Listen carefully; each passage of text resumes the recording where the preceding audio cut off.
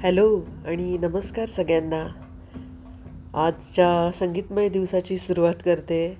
एक छानशी थाळी तुम्हाला बघायला मिळेल आज जेवणाची, ज्याच्यामध्ये मस्त वरण भात आहे आपलं कोकणी पद्धतीने केलेलं, सलाड आहे आणि ही कसली खीर आहे.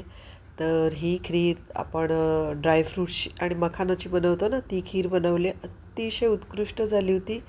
छान मस्त गरमागरम भजी बनवलेले आहेत आणि इथे आहे मुगाची उसळ, मूग आणि बटाटा. तर असं मी आज शेअर केलं आहे. तर हे मी कधी बनवली होती, तर ही थाळी मी बनवली होती आपल्या श्री स्वामी समर्थ महाराजांचा पुण्यतिथी दिवस होता ना त्या दिवशी, आणि ते आज शेअर करते मी तुमच्याबरोबर. तर आमचं अचानक ठरलं की चला आज आपण छानसं स्वामींसाठी आजचा दिवस आपण व्यतीत करूया. तर मग भजन वगैरे आम्ही केलं होतं, म्हणजे आपलं घरगुतीच. हां. तर ऐका नक्की पुढे कसं आहे ते थोडंसं ऐकवलं आहे. ओके. इथे मी घेतलं आहे भात, घेतलं आहे तांदूळ, घेतले 2 वाटी. आणि हे सोना मसुरी मिळतात ना, इथे छान मिळतात सोना मसुरी तांदूळ, तेच आहेत. तांदूळ आणि डाळ दोन्ही स्वच्छ धुवून घेतले. अचानकच कार्यक्रम, अचानक म्हणजे स्वामी जयंती किंवा स्वामी पुण्यतिथी असं प्रत्येक घराघरामध्ये नैवेद्य असतो स्वामींना, गुरुवारचा असतो. तर आम्ही विचार केला आज आपण भजन करूया. तर म्हटलं पटापट मी काहीतरी छानसं बनवते. आणि मग गोडामध्ये काय बनवायचं असं नक्की काही ठरत नव्हतं. मग मी विचार केला चला आज आपण स्वामींसाठी खीर बनवूया. मग इथे वरण मुगाची डाळ घेतली आहे मी 1 कपभर, आणि त्याच्यामध्ये मग 1 टॅमॅटो घातला आहे, 4-5 मिरच्या घातल्या आहेत. ही डाळ आहे ना अतिशय छान चवदार बनते, अगदी सिंपल आहे. आणि पहिला मी डाळीचा डबा ठेवते, मग त्याच्यावर तांदळाचा ठेवते आणि वर झाकण ठेवते. कारण हा कुकर आहे ना, ह्याच्यामध्ये शिटी होत नाही, फक्त स्टीम रिलीज करायला लागते. असा वेगळ्या टाईपचा आहे थोडासा. तर मग ते खूप वरती असं उडू द्यायला नको भात, म्हणून मी त्याच्यावर झाकण ठेवते. आणि भजी करायचा प्लॅन नव्हता, पण कांदा भजी स्वामींना खूप आवडतात, है ना. बऱ्याच वेळेला मठामध्ये बघितलं असेल तुम्ही, स्वामींच्या चरणांजवळ कांदा भजी ठेवलेले असतात. तर सुरुवातीला मला असं वाटायचं असं का कांदा भजी कुठे ठेवले आहेत. मग मला कळलं की स्वामींना कांदा भजी आवडतात. तर मी मस्त 4-5 कांदे घेतले होते आधी. मग म्हटलं चल थोडे कमी करूया, कारण जेवढे भजी आपण बनवणार तेवढे गुड तर करणारच आहोत. मग कांदे मस्त कापून घेतले, उभे स्लाईस करून घेतले, 4-5 मिरच्या घेतल्या आणि भरपूर कोथिंबीर घेतली. तुम्ही पाहिजे तर तिखट मसाला टाकू शकता. मी तिखट मसाला टाकत नाही, म्हणजे जरा वेगळी चव येते, छान येते. आणि हे सगळं ना मीठ टाकायचं याच्यामध्ये. पहिलं मीठ टाकून कांद्याला काय होतं, पाणी सुटतं. आता याच्यामध्ये थोडंसं बेसन पीठ घातलं आहे मी आणि थोडंसं तांदळाचं पीठ घातलं आहे. तांदळाचं पीठ टाकलं ना की कुरकुरीतपणा येतो छान असं त्याला, म्हणून थोडंसं टाका, 2 चमचे. हे सगळं काय करायचं, मिक्स करून घ्यायचं आणि मग त्याच्यानंतर झाकण ठेवून तुम्ही बाकीची कामं करा, तोपर्यंत त्याला पाणी सुटतं आणि मग त्याच पाण्यामध्ये बनवले ना भजी की एकदम मस्त टेस्टी होतात. इथे बघा हे मूग आहेत. मी 1-2 दिवस आधी भिजत ठेवले होते आणि मग फ्रीजमध्ये ठेवले, म्हणून त्याला छान मोड आलेले आहेत असे मुगाला. याच्यामध्ये थोडं फ्रीजमधनं काढले बाहेर, तर मी पाणी टाकलं थोडंसं. आणि त्याच्यामध्ये काय करूया, तर म्हटलं चल एक बटाटा टाकूया. बटाटा टाकला ना की कुठल्याही भाजीची चव आहे ना ती एक नेक्स्ट लेवल जाते, म्हणजे अजून थोडीशी नक्कीच फरक पडतो. 2 कांदे आणि एक 4-5 लसणाच्या पाकळ्या असतात ना, त्या बारीक चिरून घेतल्यात. बघा एवढी तयारी करेपर्यंत इथे कुकरला स्टीम यायला सुरुवात झालेली आहे. सॉरी. आता इथे कढईमध्ये थोडंसं तेल घेतलं आहे. हल्ली हल्ली मी थोड्या कमी तेलामध्ये करते. आधी मी असंच मोजमाप, म्हणजे मोजमाप तर होतंच माझं आधीपासूनचं, पण थोडं जास्त असायचं. आता थोडं कमी तेलात करते.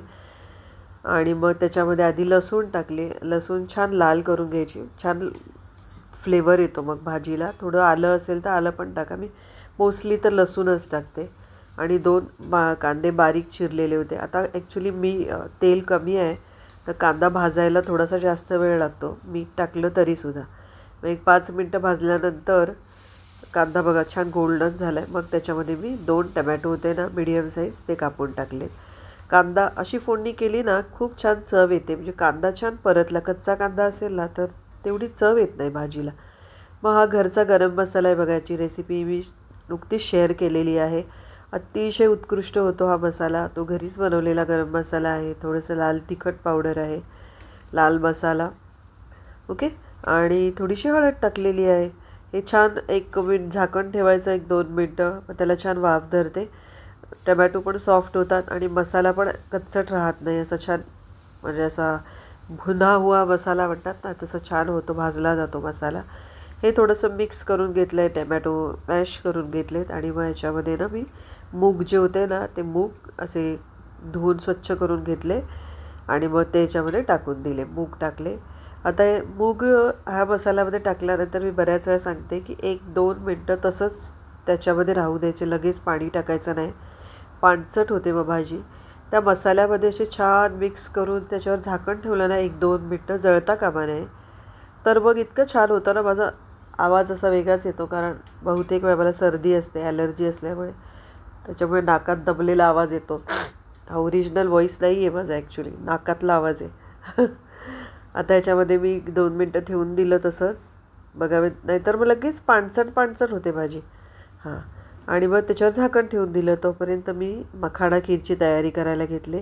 अर्धा कप काजू घेतलेत, मखाणे 2 कपच होते, म्हणजे छोटे अगदी कमी होते, थोडेसे अजून हवे होते मखाणे, संपत आले होते. मग इथे एका टोपात अगदी 1 चमचा, म्हणजे अगदी छोटा बघितलात ना, 1 चमचा तूप घेतलं आहे, त्याच्यामध्ये मखाणे टाकले आणि मखाणे छान भाजून घेतले. मखाणे आपण छान भाजले ना की त्याला एकदम छान फ्लेवर, त्याचा तुपाचा जो फ्लेवर असतो ना तो आपल्या खिरीमध्ये उतरतो. तोपर्यंत इकडे भाजी पण शिजली होती, तरी थोडी अजून शिजायला हवी होती. 1 उकळी तर आली, मग झाकण ठेवलं आणि तिला पुन्हा मी गॅसवरच राहू दिलं अजून थोडं शिजण्यासाठी. इथे मी काय केलं, मखाणे छान भाजून झाले ना, करपवू नका, की त्याच्यामध्ये टाकले मी जवळजवळ 1 लिटरभर दूध होतं, ते दूध टाकले तोपर्यंत इथे. आणि दूध उकळी येईपर्यंत मी इथे काय केलं आहे, काजू आणि अक्रोड बारीक करून घेतले, बदाम अजून बारीक करायचे आहेत. हे बघा, इथे दूध गरम झालं आहे चांगलं, अजून उकळी आली नाही. दुधाला छान उकळी आली ना की त्यानंतर आपण काजू बदाम टाकायचे. इथे भाजीला छान उकळी आलेली आहे. मी बटाटा चेक केला ना तर शिजली होती. मग पूर्वी झाकण ठेवून साईडला ठेवून दिली. ओके, आता याच्यामध्ये काजू टाकलेत. काजू जेवढे जास्त असतील ना तेवढं अर्थात सगळ्यात चविष्ट ड्रायफ्रूटमध्ये काजू मोडतात, तर काजूनी खूप छान चव येते, तर आवर्जून टाका. काजू टाकलेत, अक्रोड टाकलेत आणि मग बदाम पण टाकलेत. आता याच्यामध्ये मी 1 अर्धा कप आहे ना साखर टाकली. साखर चवीनुसार कमी जास्त करा. 5-6 मी इथे वेलची घेतल्या होत्या. माझ्याकडे वेलची जायफळची ॲक्च्युली रेडी पावडर असते, ती पण संपली आहे. मी बनवली तर नक्की रेसिपी शेअर करेन.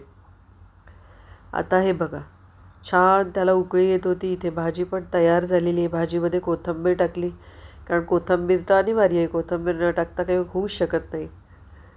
चव कशी येणार. इथे छान उकळी आली होती, दूध आटलं होतं, दुधाचा रंग पण छान आला होतं. मग त्याच्यावरती ना मी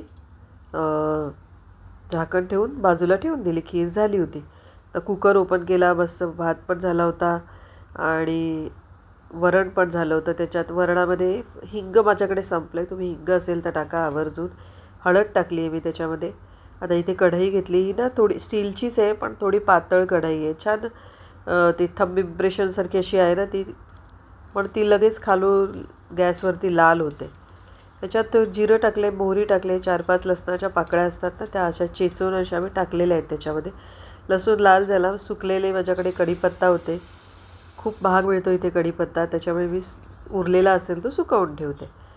वरण टाकून दिलं आहे आणि वरणाच्या टोपामध्ये जेवढं गरज असेल ना तेवढं पाणी टाकलं आहे, ते पण फोडणीमध्ये टाकून दिलं.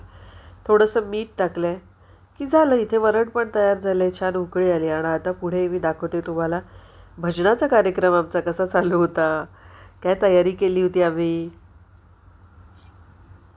ते दाखवते. डाळ इतकी छान झाली आहे ना.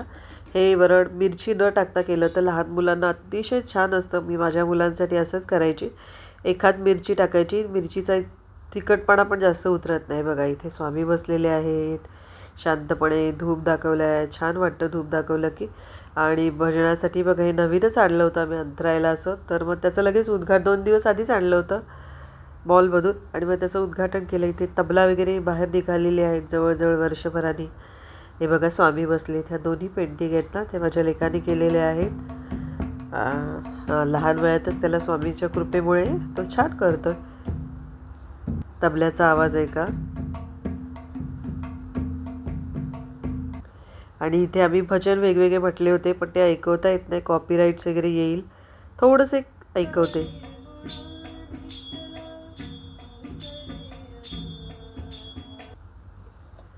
हे बघा, भजन वगैरे झालं. भजी म्हटलं मी गरम गरमच करूया आपण. बघितलं पीठ कसं ओलसर झालं आहे की नाही, अगदी सुक्कं पीठ होतं की नाही, बघा ओलं झालं आहे. पण अगदी मला एवढं इतकं सुकं नको आहे. मिक्स करून घेतलं छान मी आणि मग त्याच्यामध्ये टाकायला थोडेसे बरे पडतात ना, म्हणून थोडंसं 2 चमचे पाणी टाकलं आहे. आणि मग त्यात छान पीठ असं घट्ट घट्टच ठेवायचं, जास्त पाणी टाकायचं नाही. त्याच्याने मार्केटमध्ये जे आपण भजी खातो ना, आपल्याला वाटतं किती छान कुरकुरीत असतात. अशा पद्धतीने केले ना तर ते मार्केटसारखेच भजी होतात, सुंदर. असे मी छोटे छोटेच करते, खूप मोठे मोठे करत नाही. छान बाईट साईज भजी खूप छान लागतात. मी असे भजी केले, गरम तेल करून ठेवलं साईडला, तेल आधीच गरम करायला ठेवलं. आणि आज जरा पटापट उरकलं होतं मी. स्वतःवरच थोडीशी खुश होते आज मी की जरा प्लॅनिंगनी केलं, नाहीतर काय करू काय करू असा विचार चालू असतो. मग पटकन पहिलं कुकर लावलं ना की बाकीच्या गोष्टी अशा ठरवलेल्या असल्या ना तर पटपट होऊन जातात. तर छान गरमागरम कांद्याची भजी केले, चटणी वगैरे बरोबरही भजी खायला इतके छान लागतात. पाऊस पडत असेल तर चहाबरोबर खायला एक नंबर भजी आहेत. आणि हे भजी एकदम खरंच खमंग खुसखुशीत होतात. मी एक पिंच पण सोडा वगैरे काही टाकत नाही त्याच्यामध्ये, कारण सोडा वगैरे टाकला की लगेच पोट असं दडदडतं आणि गॅससर होतो. तर हे असेच भजी केलेले आहेत बघा, एकदम मस्त आणि छान खमंग असे भजी झाले होते. एकदा अशी रेसिपी ट्राय करून बघा नक्की तुम्ही. पुदिना चटणीबरोबर हिरवी चटणी असते ना, त्याच्यावर एक नंबर लागतील हे भजी. आणि भजी मी खूप बऱ्याच वरचेवर करत नाही, कारण ती ऑफकोर्स तेलकट आहेत म्हणून आवडत नाही असं काही नाही आहे. हां, तर मग केले तर मग ओके ओके क्वांटिटीमध्ये करते. जरा मुलांना आवडतात ना, खुश होतात मुलं. ॲक्च्युली भजी तेलकट पदार्थ करायला किती वेळ लागतो, टाकलं की तेलात. भाजी करायला जास्त वेळ लागतो, पण मी भजी टाळते आणि भाजीच करते. त्यामुळे मुलं माझी खातात भाजी परमेश्वराच्या कृपेने. आणि हे अशी मस्त भजी बघा, थाळी मस्त मी बाप्पाला प्रसाद दाखवला आणि मग इथे थाळी बनवली. कारण बाप्पाला दाखवलेला प्रसाद आहे ते इथे दाखवणार कशाला, असं मला वाटतं. बघा, वरण मस्त, डाळ त्याच्यावर टाकली आहे आणि ड्रायफ्रूट्स छान झाले. ॲक्च्युली थोडे जास्त झाले ड्रायफ्रूट्स असं म्हणाले, तर थोडेसे तुम्ही कमी करा क्वांटिटी, पण एक नंबर टेस्ट, एक नंबर. आणि मुगाची उसळ छान झाली होती, सलाड होतं, भजी होते छान. तर चला, असंच माझा चॅनल बघत राहा. प्लीज प्लीज सबस्क्राईब करा चॅनलला.